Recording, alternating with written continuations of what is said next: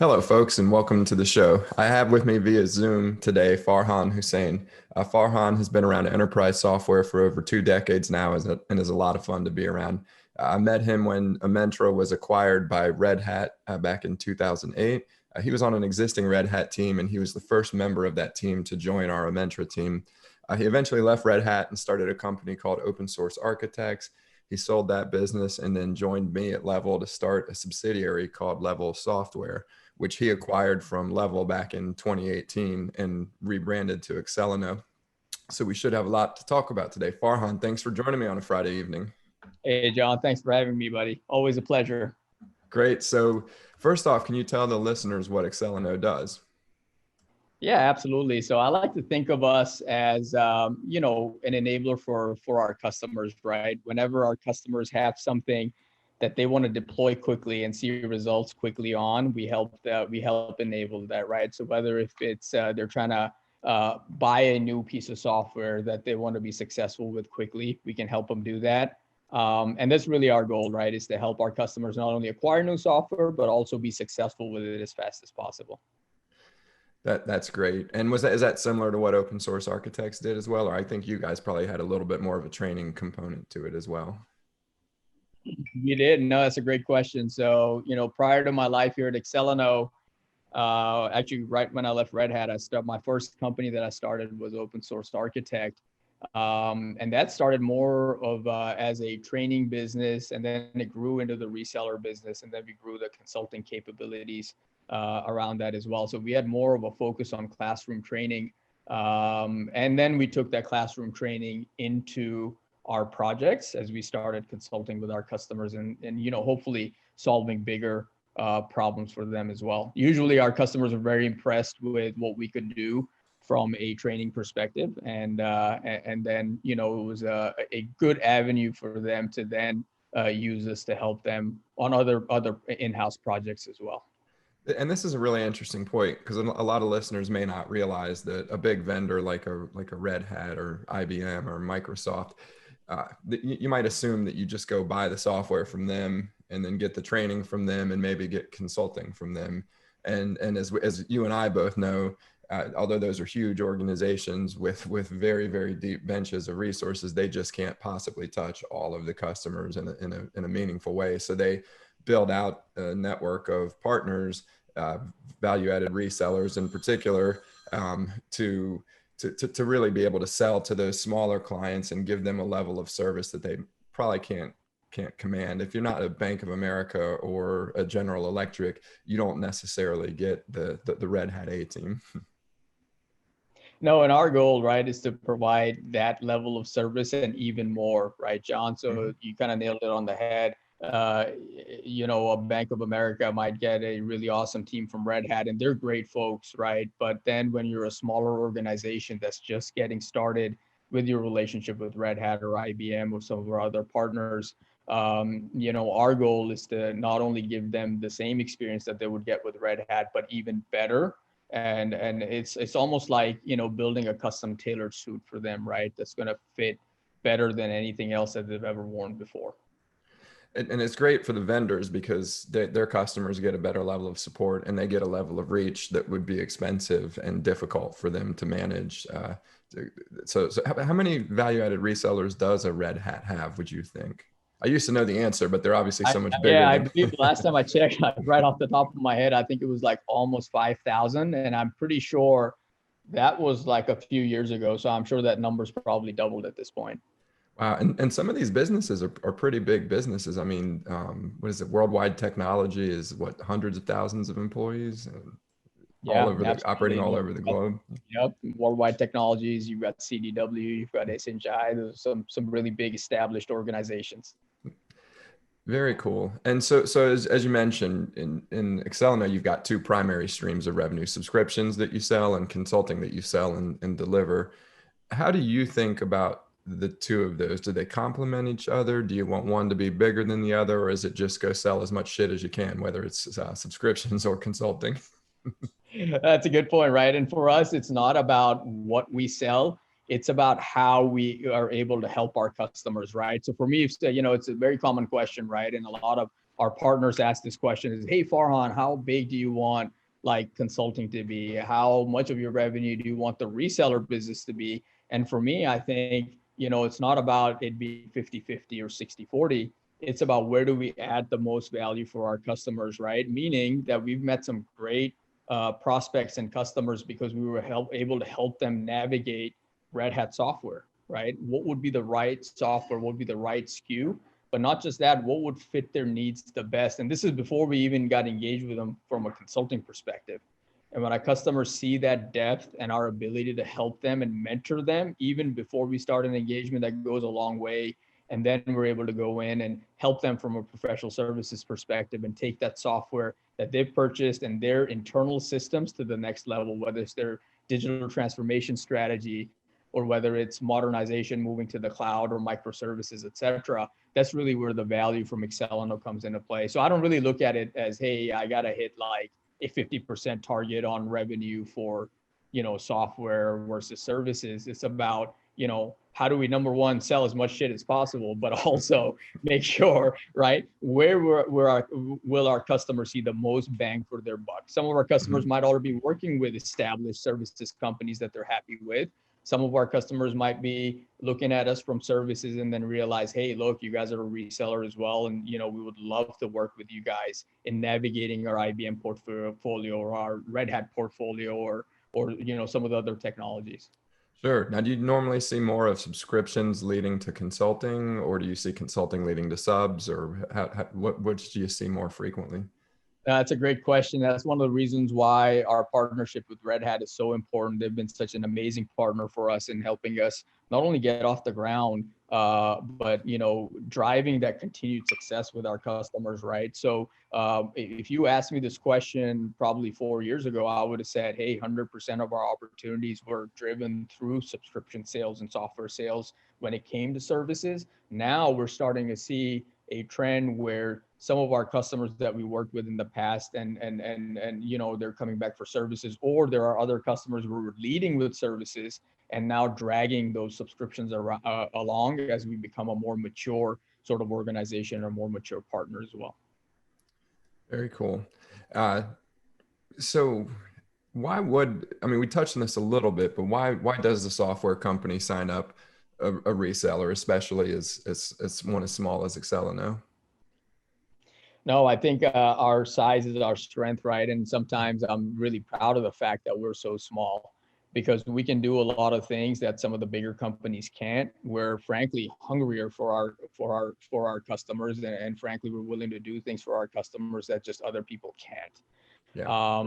And that is just so important. And one of the big reasons why we started India and our offices in Pune, this is the most recent thing. And a lot of companies, when they think about an offshore capability, they're like, oh, you guys must be like 1,000 people, that you're expanding in India.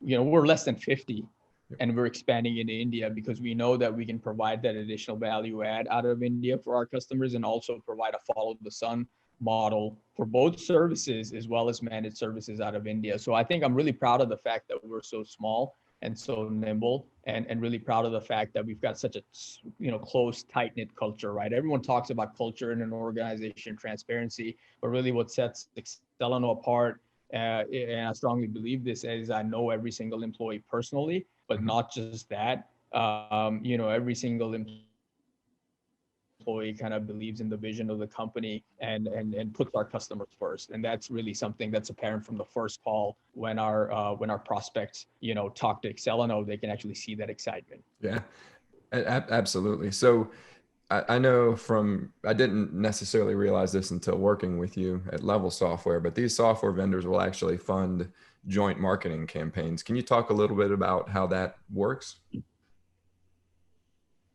No, that's an awesome question as well, right? So as a partner, we bring a lot of unique use cases into the picture, right? We bring a lot of external ideas that that some of these software vendors are able to see and are able to use those ideas to then propel their product, right? And that's really our goal, is to go back with that feedback for our partners. And when we do that, we're also able to run some really unique marketing campaigns. We can take a product, we can layer a solution on top of it. or we can discuss a problem that we've seen out in the field that other customers are facing, and show them really how to solve that problem with a product. So really, there's a huge advantage for vendors to then fund these events, because then we can work on kind of, some of that joint knowledge share with our customers, but then also take that, joint value into the market with some of our prospects and some of our customers. I've even seen it where it's multiple vendors, because as an integrator, as a consultant and integrator, you're bringing together solutions, and oftentimes it's that bigger view of the solution that the vendors don't necessarily have themselves, because they're busy making sure their product is doing what it's supposed to do and evolving the way their customers need it to, and they've got tens of thousands of customers, but individual solutions can become very unique, and integrators often have a viewpoint on that the vendors just frankly can't. No, yeah, you're spot on, John. Like, we often do a lot of like network automation workshops where, for example, we would have Red Hat products side by side with Cisco and F5, right? In some cases, we might do a workshop that's IBM, Red Hat, and someone like GitLab, or Nginx or F5, etc. So yeah, that's and that's really the value that we bring in as a partner, because we can really drive some of those joint conversations with multiple vendors, and really talk about that solutioning. I'm a very sort of visual person, and I think when customers are able to visualize what they can do with multiple technologies, that's just a whole different ballgame. Absolutely. Now, walk me through the economics of selling subscriptions. How do you make money on these? Yeah, it's a very good question. Sometimes we make, we make money on the initial sale, and, when consulting with our clients, and then, there's upfront margins. Sometimes there are margins that we get through back-end rebates as we grow accounts and we bring more value to the table with our customers. And then third, and the most important one, is through professional services, right? Our goal when we work with a customer is to not only sell the software, but then make sure that they're successful with it. And that's really where the revenue for us comes into play. And really the value for some of our partners and our customers especially comes into play as well, because now not only do they have a reseller who sold a product that may or may not make a lot of money on, but now that vendor is committed to their success and in driving that success with the partner. And that's really where the channel program comes into play and can be very valuable for companies that are not a Bank of America or Wells Fargo, or have a direct relationship with the vendor. So you sell on the subscription, you're selling a 1 to 3 year, maybe 5 year contract. And then the services are just SOW based, I take it, where, hey, I need you for 3 months or 6 months, and maybe I sign a couple of contracts. Yeah, absolutely. And they could be specific to that particular product, or they could be part of a larger solution that we're trying to solve for the customer, right? So for example, we might have a customer that comes in and says, well, I need help deploying OpenShift, right? We might go in and deploy that in a few weeks or a few days or a few months, depending on the scope of the project. But then our goal is to, really mentor the customer, train them to not only use that technology better, but then hopefully open their eyes to more use cases where they can take that technology further and then consult with them on how to do well. That's interesting. So the two really do feed off of one another. If they buy more consulting, they're probably going to buy more subscriptions, and buying subscriptions means they need more consulting.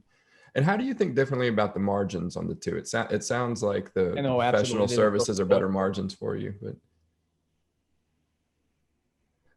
I was saying it sounds like the professional services are better margins than the subscriptions for you, or is it just that those are bigger contracts? Yeah, the services can definitely be higher margins. Sorry, looks like we're having it looked like we had a little Zoom delay there. Sorry about that.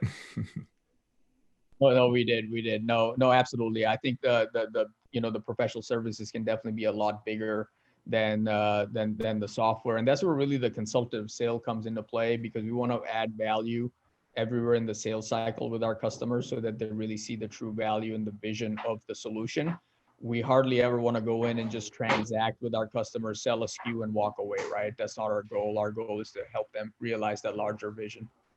So it's no secret that IBM acquired Red Hat in the biggest transaction in the history of technology, 34 billion, somewhere in that neighborhood. And it's no secret that largely that was because of Red Hat's getting to the market first with OpenShift as a Kubernetes solution, and Kubernetes obviously took off.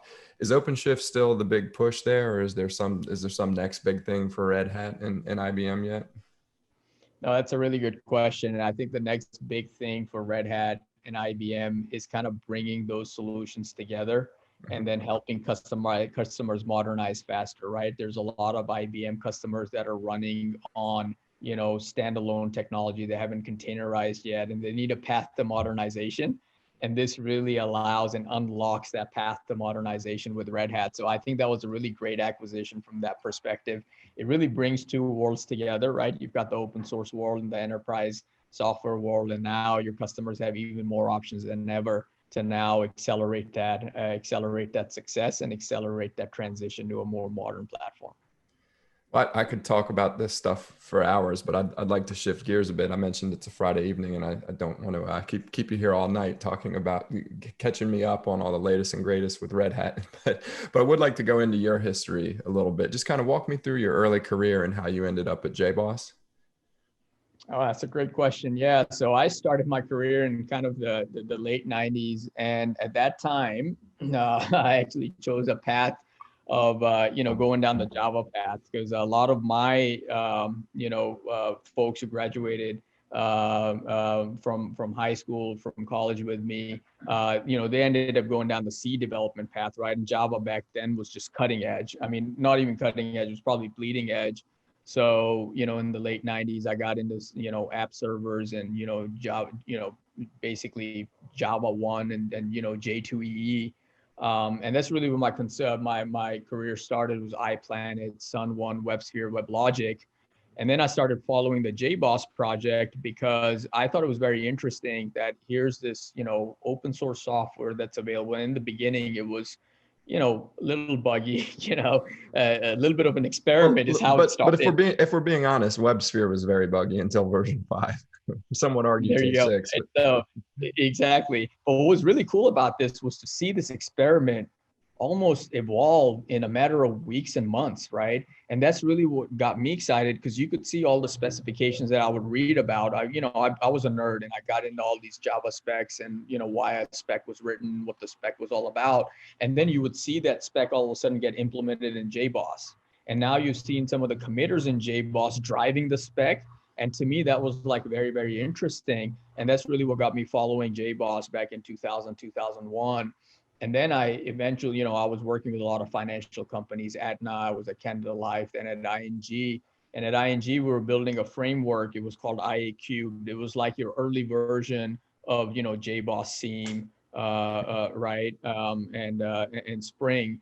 And basically this internal version, the goal was to build a framework where you could literally click a few options and deploy a CRUD application. And that CRUD should run on WebLogic and WebSphere. We were evaluating Jboss at that time. I really gotten, deep into Jboss. Jboss didn't make the cut because it was still version 3. There were some features that were missing. But then when I joined Ericsson, it was really my first opportunity to really take Jboss and deploy a solution on it. And I was very excited. Jboss 4 came out. Jboss started offering professional support. And then the rest is history. Shortly after that, I got an offer from Jboss that I was super excited about and joined the team. So, that's how really I got involved kind of in the whole. Had they been acquired by Red Hat by the time you started working at Jboss? Yes. So it was very early on. The acquisition was just about to happen when I joined, and I might have been one of the last few, Jboss employees. So it was really right around that time when I joined. It was right around that acquisition. So, what kind of things while you're on the Jboss team in the early days? What type of things were you guys doing with Jboss and Red Hat on that consulting team? Yeah, that's a really good question. We were a very small team. We were very mean and lean, which was awesome, and kind of gave me exposure to a lot of interesting use cases and a lot of interesting challenges that I never thought I'd seen before. I mean, that was some of the smartest people that I ever worked with. Waking up every day, I got an opportunity to learn something new and really saw the product evolve, right? And go out and do new things with the customers. But I was doing everything from consulting to training. We were actually writing the training and then going out there and delivering that training to our customers with the formal training courses that we offered on, jboss.com. And then also even helped out on some support tickets. And yeah, so it was really, when I say mean and lean, we were like about 6 or 7 people doing, pretty much everything, which is what made it such an awesome role and so exciting. Did everything from architecture to consulting to training, to then going back and, working on support tickets. That's great. A pretty big, but still a startup type of company at Jboss, and even continued into the Red Hat time. So how did those projects that you were doing change with the Amentra acquisition? Yeah, that's a great question. I mean, the whole consulting approach kind of changed. And what was really exciting about that Amentra acquisition, and what really excited me when I heard about it, was that Amentra was more than just a Jboss or Red Hat shop. Amentra was one of the top Jboss partners and delivered a lot of the Jboss consulting. But at Amentra, they did a lot more than just Jboss, right? It was a WebSphere project, WebLogic project, .NET. I mean, Geico was one of our customers, for that reason. And that was just to me, that was super exciting because my background was in building solutions. And one of the key, I think points to my success at Jboss was the fact that I knew so many other technologies and so many other stacks, that I had some of that knowledge to help my customers build bigger solutions. It wasn't just about coming in, installing Jboss and walking away. It was more about, hey, what are you going to run on Jboss and why? And once I knew that, I could do things on Jboss and their applications that we hadn't even thought of, right? And that was just really cool for me. But now with that Amentra acquisition, it was like, oh my God, I don't not just only have Jboss. Now I can help customers do bigger things. If they're a WebLogic customer and a WebSphere customer, look, they're not going to go away, right? Those products are going to stay. But how can we build a solution that's going to work better together for our customers and bring better value and better ROI for them? And that really, to me, was amazing when I joined Amentra. And that Amentra approach about mentoring, right? That's the name of Amentra. That to me was just awesome, because that combined a lot of my training skills as well. And that to me was just a really awesome acquisition for Red Hat. So you leave Red Hat and start Open Source Architects, or OSA. Talk to me about what OSA was and why you felt why you knew you had to start that business. Yeah, so around 2011, when Jboss, the Amentra team was actually rebranded to Red Hat Consulting, I felt like there was still an opportunity to bring that excitement back, where you could have a company that you could go to that didn't just focus on Jboss. They were deep in Jboss, they were deep in Red Hat technology and kind of knew their shit, but also at the same time, they could bring other spins on that technology and really figure out innovative ways to take that technology further, right, and push it to its limits. And that was really what was super exciting for me about OSA. And one of the reasons why I wanted to start it was because I really saw a need for a company that could not only understand products really well, but could understand how to take these great products and really push them to their limit, right? It's almost like tuning a car, right? You go out there, you buy a car that's making 600 horsepower. First thing I'm always thinking about is how to extract as much horsepower as I can out of this car, right? And that was my goal, is what if I can sell cars, right, to these customers and extract as much horsepower as I can out of that car? And that's really what I saw with OSA, was how do I enable my customers to do that? How do I train them, give them that knowledge, but also at the same time, how do I bring consulting services into play where they can do that quickly in a matter of weeks versus months or years, right, to get there? So you may have answered this question there, but I might be asking a slightly different question when I ask this. You clearly learned a lot when you joined the Amentra team within Red Hat Consulting. You went into more solution selling and thinking about solution solving problems. What did you learn in the experience with OSA? Did it build? I'm assuming that the learning built off of what you learned at Amentra, and that learning built off of what you learned at Jboss Consulting before that. But can you maybe talk to what new things you saw and figured out? Oh man, some of the challenges that I saw at OSA were just amazing, right? So starting off as basically a two-man show, it's a whole different ballgame, right? When you've got the whole Jboss team behind you and that brand, and you've got, you know, a Mentra and Well, some the of the Mentra team was 150 by the time it was acquired. So, I mean, not a huge team, but it was still a big team. and it was bigger than Jboss, right? So I'm like, oh my Yeah. God, I'm 120 to 150 people, super exciting. And you know, working with some of the most brilliant people that I've ever met. You know, I met them at Jboss and Mentra, really. But then going back to just two people and just me and my, you know, business partner, and then growing that was just an immense learning experience, right? Not only does no one know you, you know, you have to figure out your niche, you have to figure out your brand, and you have to go out there and make some noise. But we also had to kind of almost start from scratch with all of our relationship. And that was just such a learning curve for me early on. I mean, I remember I went on for weeks where I didn't sleep. And right around that time, you know, it was really crazy about the whole thing. And you know, OSA would have never been successful without my wife and her support, my family support. You know, we were pregnant with my first daughter, and you know, she was just super supportive about me leaving Red Hat and starting this company. And Sophia was born when we literally signed our first contract and our first piece of revenue, which was $10,000. And that was like the happiest I was to like stand aside, you know, a $10,000 deal. Like I was just jumping up and down. We are about to go into the operating room, and you know, we signed our first agreement. So you know, you learn a lot when you go through that process. It's definitely a humbling experience, because you take so much for granted when you're in a company where, you know, you're surrounded by awesome people. When you're trying to build that on your own, it's you know, it's a very unique sort of experience, and it can be very challenging. Oh, for sure, for sure. I always tell people, when something looks easy, doesn't mean it's easy. Michael Jordan used to make dunking look easy, but I'm not going to be able to dunk no matter, you know, I'm just not going to be able to. And it's the same thing with well-run companies. It's very hard, and it just because it looks easy doesn't mean it's easy to get it John, to there. that's a great question, right? I've got the same question for you. Like, what was it like to start Level? So with Level, we had we were lucky in the sense that we were able to build off of and really parlay what we had done at Amentra, because we had a lot of the early Amentra employees involved in Level, and so that helped. It doesn't change the fact that it's still hard, and you still never have enough resources.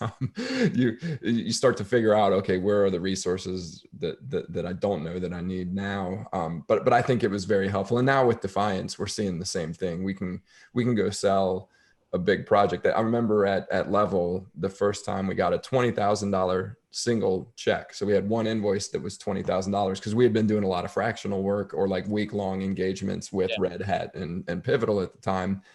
And Chris was so excited when he showed me the $20,000 check, for good reason. I mean, it was the biggest check we'd ever gotten.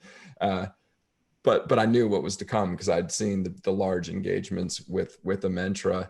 And I think that was the hardest part. Was it's good that you know what it can be, but it's humbling when you're like, okay, I don't have 30 people billing at Geico right now, and a supply of $600,000 of monthly revenue coming from one client, which was built over years of hard work at Amentra and Red Hat. It's really humbling. And so it was a similar experience, but I'll say the selling, look, the grayer you get, the easier selling is, because you know more things, you've seen more things, you know more people, you do your homework, you're probably a little more humble at that point, ask better questions. So it was easier from that perspective, but you're still building from you're still building from a small base. And that first time you sell a 10-person project, it's like, oh shit, how do we staff this? So, well, the most important thing that I think I learned at OSA, and you nailed it as well, John, is your current customer is always your only customer, right? You might have 100 current customers, but you treat every customer like your own, like they're your only customer. And to this day, you know, I make sure that I treat every customer, whether it's a $5,000 check or a $5 million check, I treat them, you know, like they're my only customer. It doesn't matter how much revenue they bring in. Every customer is very important. Absolutely. And with that mindset, that's how you turn a $5,000 customer into a $50,000 customer. No, absolutely. As they grow, right, you grow, and your customers appreciate that. I mean, I know a lot of our partners ask us and say, well, Farhan, what's your size, or what's your focus? Is it customers who, or should I bring you into deals that are like only, a certain amount, like 50,000 and up? I'm like, no, even if it's a $2,000 deal, shoot, even if it's a $200 deal, I want to be involved in it, because you know what? I'm curious about what the customer is going to do with Yeah. that $200. They might be trying to solve a problem that no one else has solved. And I just want to be a part of it, right? I just want to be a part of their day-to-day problem solving. And for me, it's not even about the money. That the knowledge is worth more than the money, and how we can apply that knowledge, because that's the business we're in, right? It's all about what knowledge we can share with everyone else and what knowledge we can gain. And that's the biggest thing that I've learned from OSA, is like to never, turn down a customer of any size, number one. And number two, every customer brings value to the table for me. They do. I do think there is a point where a customer is not worth keeping as a customer, but you don't know that until you've spent time with them. Exactly. Yeah. So you've worked inside Red Hat, and with two very influential Red Hat partners in OSA and then Level Software, later Axcelinno. I mean, funny story. You remember Level Software? We had a March Madness trip to Vegas funded as a sales kickoff meeting that Red Hat paid for, and what we had about 25 level employees there, and a whole group of executives from Red Hat. So very, very important partnership, clearly on both sides of the equation. But you've seen it through the years, and you worked inside of Red Hat. Talk to me about how Red Hat has changed since you joined to OSA, to Level Software, and now Axcelinno, and now post IBM merger. And you don't have to give me the whole history, obviously, but high level. That's a tough question, but a really good question. I mean, shoot, when I joined Red Hat, if you remember, and when we got acquired, I think we were like 1,900 people, and that was like huge. And then we acquired Mentra, and we're like pushing 2,000 something. So, and then, when I was at OSA, it grew to 10,000 people. And then Red Hat became the first $1 billion open source company, which was just a significant. And then what was it? A year and a half later, they were a $2 billion open source company. I mean, it was amazing how quickly that just exploded. Yeah. And then the IBM acquisition happened. And to be honest with you, this is just my honest feedback. I know we're a IBM and Red Hat partner, but I, in my wildest dream, didn't think that we would get acquired by, and I'm still saying we, like I'm part of Red Hat, that Red Hat would get acquired by IBM. I'll talk about that a little bit, because I remember Red Hat had some days where the stock was really beaten up in 2009 and 2010. Every stock was beaten up, and they were hitting their numbers, but they weren't. I don't think that they really hit their stride until that announcement that I think it was version 3 of OpenShift, they're going all in on Kubernetes. Nobody else in the market mentally was there, and it took years. And that's when I feel like Red Hat took off. But there was a point where Red Hat stock was at $9 a share. And I remember thinking like IBM could just come in and buy this thing and just make Red Hat a feature, or even just kill all the products, and the open source problem goes away for them. But that isn't what ended up happening. What ended up happening is, what was the share price? 190, 200 something by the time the deal was done. IBM pays $34 billion, and Jim Whitehurst is now the number 2 person at IBM. And the biggest bright spot on IBM's earnings every quarter is Red Hat. It's just amazing what it became. Jim is the number 1 person at IBM now, right? So it's kind of really amazing what Red Hat's accomplished. And all of that happened through all the strategic acquisitions, right, John, that we were a part of. So they didn't just stop with Jboss. They continued to invest and move towards containers, right? And kind of go into the hybrid cloud space, which kind of landed Red Hat where they are today. So it's just amazing to see that transaction, and where they've made some really, not only important investments, but bets, right? These are all bets that they made. They bet on Kubernetes before anyone else did. And OpenShift was the first platform, right, to do that. OpenShift 2 was kind of like Windows Vista, right? It was like cartridges and just like, it wasn't great, right? It wasn't a great platform. But when OpenShift 3 came out, it was a complete re-architecture of that PaaS idea, right? And they took a PaaS and they built a container platform with orchestration with Kubernetes and the number 2 committer to Kubernetes, right? So it's just amazing where Red Hat has come and how much the portfolio has grown. It went from what, 3 or 4 products to now 40 something products that Red Hat It's has in crazy. their portfolio. Well, And then it's really amazing when you think about it, because when I think at the time when Kubernetes first really started gaining mainstream adoption, there were, I mean, Kubernetes was a lot about Docker. I know that there are other containers that are supported, but it was largely about Docker. And Docker never really figured out how to monetize that the way that people, that certainly their investors hoped they would. And Google created Kubernetes and gave it away for free, and they never figured out how to make money off of it. And yet Red Hat comes in and is able to take it. I mean, to me, 10 years from now, that's going to be a Harvard Business School case study to me, that's one of the most consequential decisions in technology. Certainly from a enterprise value creation and valuation of the company, just completely changing the game. That's got to be one of those that ranks up there with and it's the model, right, that Red Hat built, John. It's amazing. Well, in the late 90s, Bill Gates coined open source a joke. And now Microsoft's all in on open source 20 years later, right? Who would have thought? And it's just amazing. All thanks to Red Hat and their amazing model that they built, right? With best customer service in the world. That's how Red Hat gained that momentum and that and if there's anything that I learned from Red Hat, it's that, right? You got to provide the best customer service to your customers to keep those customers and keep them coming, because Red Hat grew every single customer. Now we have Red Hat deployed in every single Fortune 500 client. When I started at Jboss, where Red Hat was, we used to get laughed out of meetings because open source was a joke. Wow. What is this Jboss thing, right? This is a joke. Or you're going to charge money for it? Haha, get out of the office, right? Those are some of the conversations. And it's amazing how far we've come. And that's the Jboss that I joined when we first started. It was a very tough conversation to sell someone a support agreement for free software.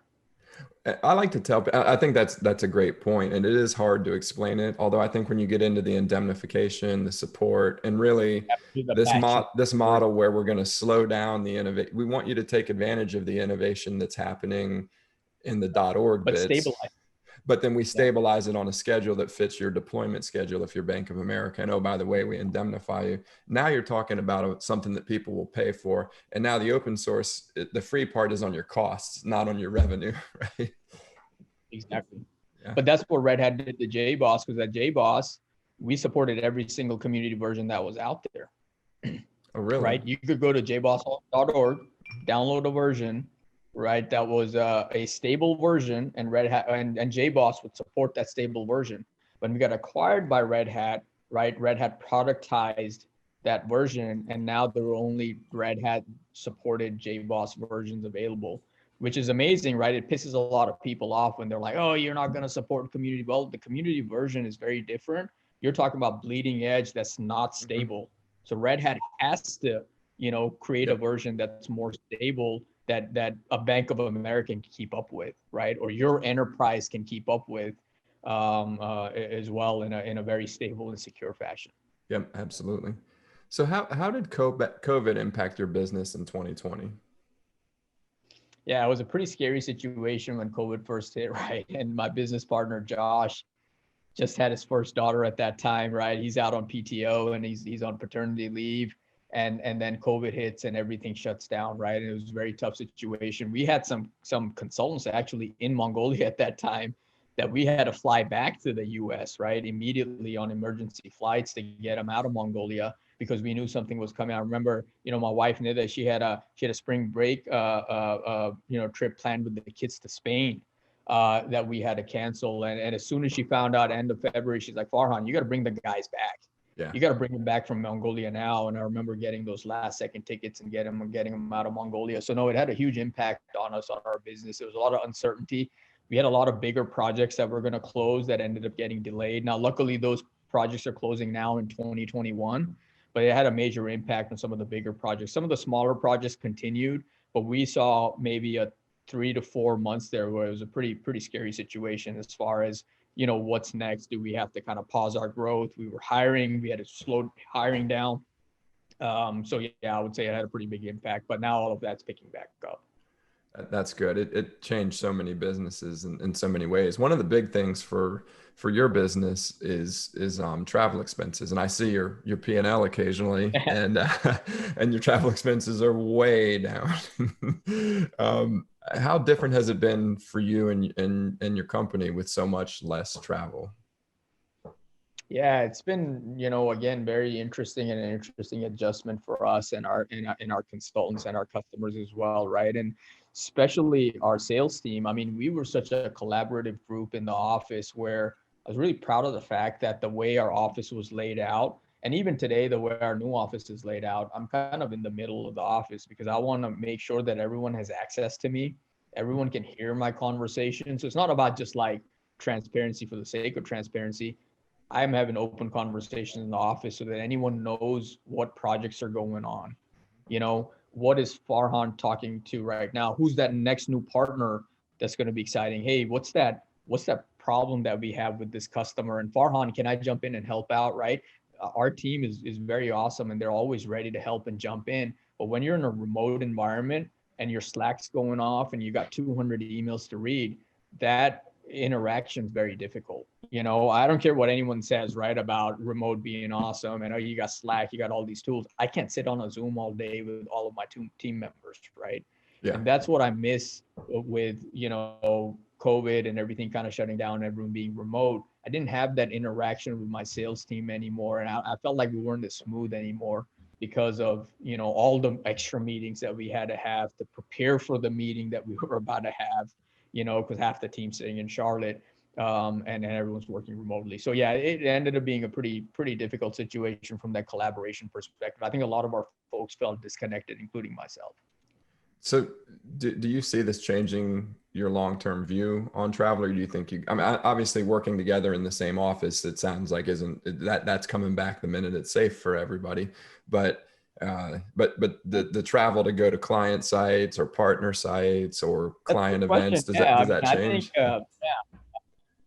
I think COVID's been a game changer from that perspective. A lot of customers who would have never thought about a remote engagement, including one of our clients in Mongolia, are now, we are working very effectively with them in a remote kind of scenario. And a lot of our engagements have actually grown when we've been remote because there's not that, stigma of, hey, I got to have a local partner or I've got to have a local company that's across the street from me. We were always there. The customer just thought that, hey, they're sitting in Texas. Now that barrier's gone with COVID because everyone's remote. And it's almost like we're sitting in Mongolia right next to them, or we're sitting in Pennsylvania or wherever our next big project is. So, that's been the biggest impact is now our customers are not only more open to remote, but remote is the only option. Great. So you hit on you hit on what excites you about the IBM and Red Hat technology, especially around OpenShift and large customers adopting it and being able to deploy things faster, more reliably, more repeatably. What in the technology world excites you the most? Is it just that? Is it the containers and this kind of platform as a service and hybrid cloud, or is there something else coming around the corner that you see that has some real potential to be the As you same know, kind John, of thing? right? There's going to be a new trend tomorrow, right? So I think what excites me about technology, to be honest with you, is that technology changes every day. And for me, like the next big trend is going to be, as you know, around AI, ML. We're already looking at some really, really cool solutions that folks are putting out there. We're building some cool solutions in-house with our customers, so that's super exciting. But period, what excites me about technology the most is we're solving some of the hardest problems in the world with technology, right? And that's what really excites me to wake up, in the morning, is what is that new problem that I'm going to stumble across that my customer's going to throw at me and is going to leave me kind of scratching my head and saying, hey, you know what, let me get back to you. But I will get back to them with a solution, right? And that's what really excites me, is how do we build a team that's able to tackle any problem in the world. And that to me is amazing. And that's why I'm in technology. I think there's no better example. I just got my first shot yesterday. for the vaccine, and that mRNA vaccine was developed, from my understanding, 3 or 4 days after the first case was confirmed in the United States. It had to go through a regulatory approval process for good reason. And so obviously there's amazing science behind this messenger RNA technology. But I think the bigger point, maybe not bigger, but equally as big a point, is the amount of data processing that has to be done to calculate the protein folding involved in using messenger RNA to convince your body to fold its own proteins to create the protein structures that can then fight off the coronavirus. So that's a very visible example of, it's hard to imagine how expensive that process would have been 20 years ago without some of the cloud and big data technology.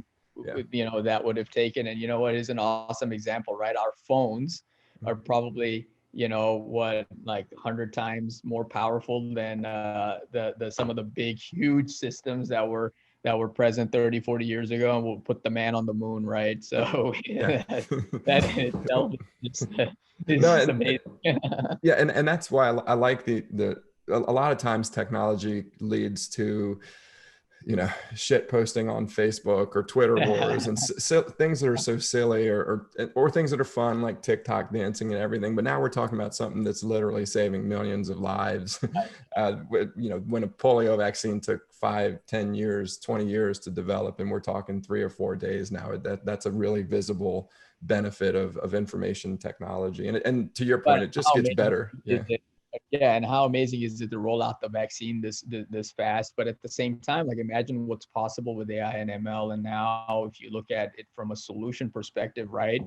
If you're someone who's got medical records, and now if something can go out there and look at your medical records and kind of predict, what checkups you should have, right? And in addition to that, analyze some of that data and predict what treatments you should take, and also predict when you can get the next vaccine and just schedule your vaccine, right? It's almost like an Uber kind of concept, where you get a text message saying, hey, we've got a vaccine appointment available, yes or no. Yep. I mean, that's the future with AI and ML, right? Which is super, super exciting. Yeah, I interviewed recently a naturopathic doctor named Dr. Joseph Pizzorno, and he gave me access to an AI that his team has developed. And you upload your 23andMe data, which I already had used the service before, and literally in a minute and a half, and then it asks you some questions. You tell it a few things about your lifestyle. You tell it where you live, how far you drive, and then it just highlights, these are all the things you need to worry about, and here's all the tests you need to take. And and when you think about that, it's pretty interesting. And my guess is, on the technology front, he didn't spend a whole lot of money, whereas to develop a solution like that 15 years ago would have been hundreds of millions of dollars easily. Exactly, right? Just amazing what we can do today. And it all started with, you kind of asked a good question about how my career started. One of the coolest things that attracted me to Java was the ability to build a library and share that library, right? And that's kind of where everything started, was like with these jar files. Yeah. Believe it or not, right? With Java, it was so amazing that you could build this jar file that could run anywhere, Yeah, absolutely. Cool. And see where we are with containers, right? It's kind of a similar concept. Yep. Well, and you could argue the predecessor to that, though not on the same level as jar files, but SQL was that's what they were trying to achieve with SQL. Yeah. I think all of them have some limitations, but you see the limitation shrinking and shrinking and shrinking, with each iteration of this idea of write once, run anywhere. For sure. So I'm going to give you 2 or 3 concepts that are relevant to consulting or application development, and you give me your thoughts. You don't necessarily have to compare them. Just tell me what comes to your mind. Fixed fee versus time and materials versus retainer. Oh man, yeah. So what comes to my mind? High value, time and materials. Okay. Retainer model, really low value in my opinion, because, for us at Axcelinno, we like to prove our value and show our value early. And what better way to do that than a time and materials engagement, where our customer, is only paying for the time that they use, number one, but knowing that they can, cancel that engagement anytime really makes you work harder. And for us, that's very important when we're working with our customers, is to show that value. And fixed bid engagements are great when they're bigger projects. A lot of times when the scope is a year long, or year and a half long, we can get into fixed bid sort of agreements that are win-win for both us and the customer as well. But I would say the highest value that both the customer and the vendor, or such as us, or services company, can get out of is from a time and materials engagement for that reason. Public versus hybrid cloud. Public versus hybrid cloud. Yeah, so great question. Hybrid is absolutely the future. We have a lot of customers who started out in the public cloud, and at the surface it looked great until they saw their bill, or saw that they were only 20% there with the cloud and there was another 80% to go. Meaning they could take some of their easy applications, right? And the cloud was cool. It's like, oh yeah, I can go and spin up an instance, whatever. 80-20 but now rules. what about security? Yeah. Yeah. What about 80-20 strikes networking, again, right? right? What about, yeah. What about integration?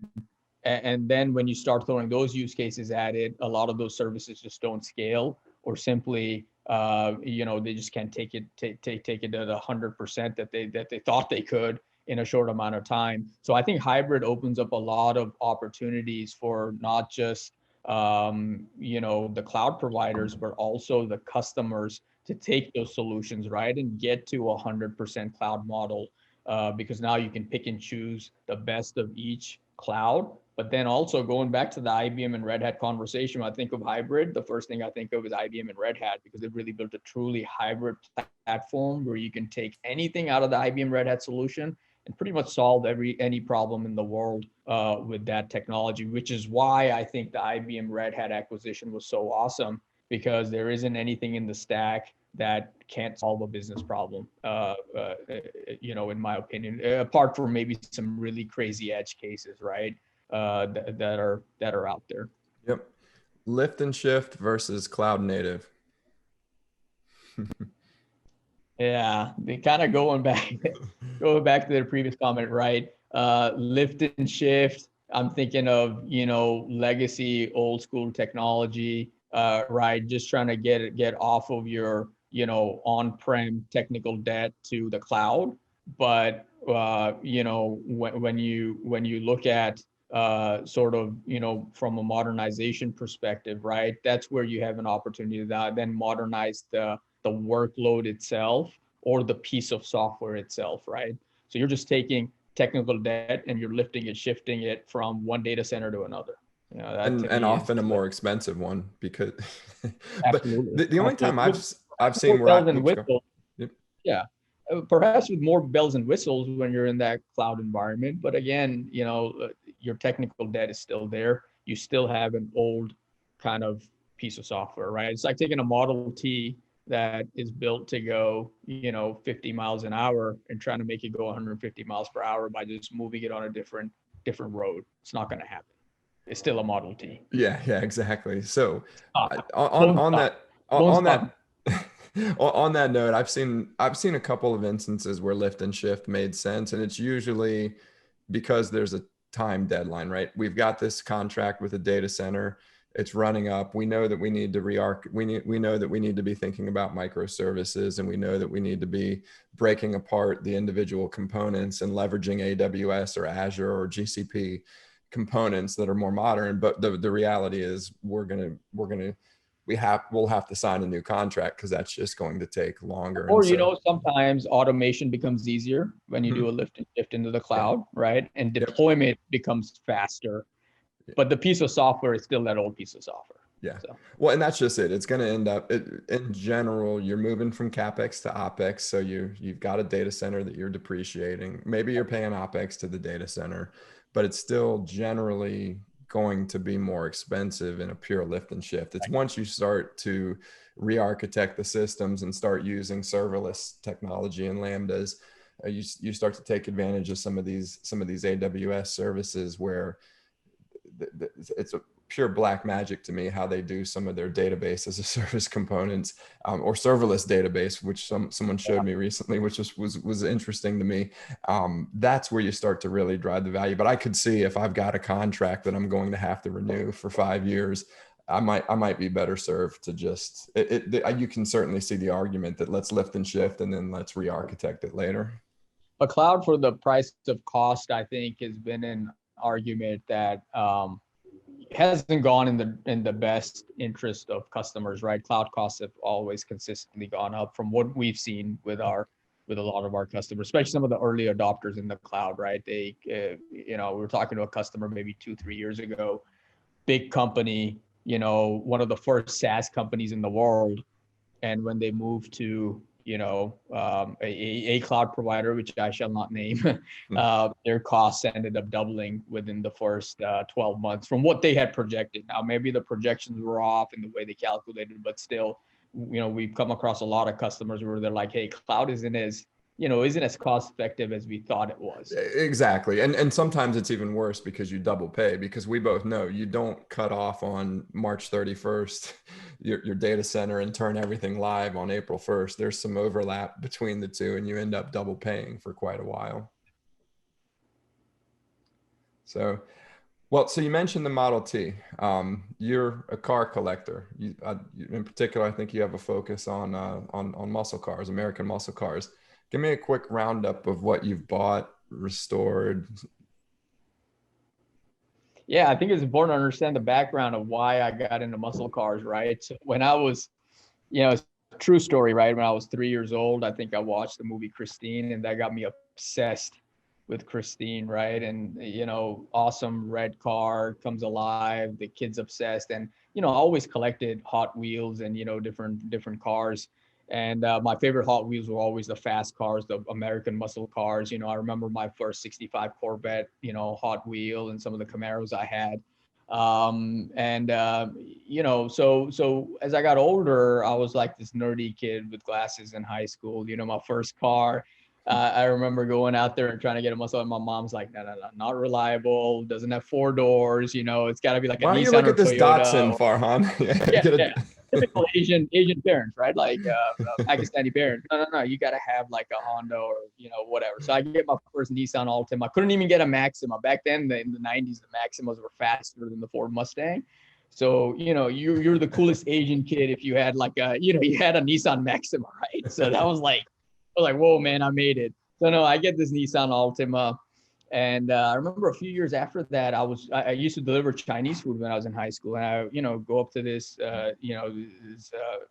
lady who used to order Chinese food from me, order Chinese food from the restaurant. I go out there and I see this yellow car sitting in her front yard, and I'm like, hey, what is that? And she's like, oh, that's my son's 68 Camaro. And that's when I got obsessed with the Camaros. I was like, oh my God, I gotta have that car. And I'm trying to like save up money, whatever. Of course, my Asian mom's like, no, you're not gonna get a Camaro. So I got into the muscle cars back then. And when we got married, I had a pretty cool, new Mercedes at that time. And I'm like, I talked to my wife. I'm like, look, I want to get rid of the Mercedes and go and get a 69 Camaro, and, we can get another car. And she's like, look, if you can drive it, you can buy it. And that was the challenge, right? So I went out there, I drove one home, and she couldn't say no. And the rest is history. And that was a 69 Camaro. So I had a 2002 Camaro before, never a classic Camaro, always wanted a 69. And that's how I got into muscle cars and, got my first 69 Camaro, and that started it all. Then I bought my next Trans Am, and then I bought a bunch of Firebirds. So now I have a collection of, Camaros, Trans Ams, and Firebirds. Do you have any favorites? I do. My favorite out of all of them is probably the most underrated Trans Am ever. It's a 20th anniversary Trans Am, and that was the first Trans Am that came with a Buick engine, and the engine was out of a GNX. They only made 1,500 of them. I remember the GNX. I worked at a stereo shop, and we had a guy. The Grand National was a cool car too in its own right, but we had a guy who had a GNX, and that was something special. Oh, the GNX was a beast, but then you take that, but the GNX was so boxy, right? It wasn't as aerodynamic. But when you take that engine and you put it in a more aerodynamic package, that 89 Trans Am was the fastest Trans Am ever made to that point, it was the fastest American-made production car. This was right before the ZR1 came out. So when, you know, obviously when the Corvette guys saw that, you know, GM's like, okay, we got to build something faster than the Trans Am, because Corvette is always the top performing car, right? But for a short period of time, before the ZR1 went into production, ZR1 was a prototype. The fastest American-made car at that point was the 20th anniversary Trans Am. So that's one of my favorite cars. Oh, wow. I don't think I've seen that one. Was that a recent purchase or? No, I think I've had it for a long time. I think you might have seen it maybe on one of the trips to Dallas, but yeah, Okay. we'll take it for a ride. Oh, that's awesome. Well, look, Farhan, this has been great. I look forward to hearing your next big announcement and all the future success. I really appreciate you joining. Go enjoy your weekend, enjoy your family, and I will talk soon. Absolutely. Hey, cheers, John. Have a All good right. one. Have a Cheers. great weekend. Okay. Appreciate it. Take care. Thank you. Bye-bye. Thanks for having me.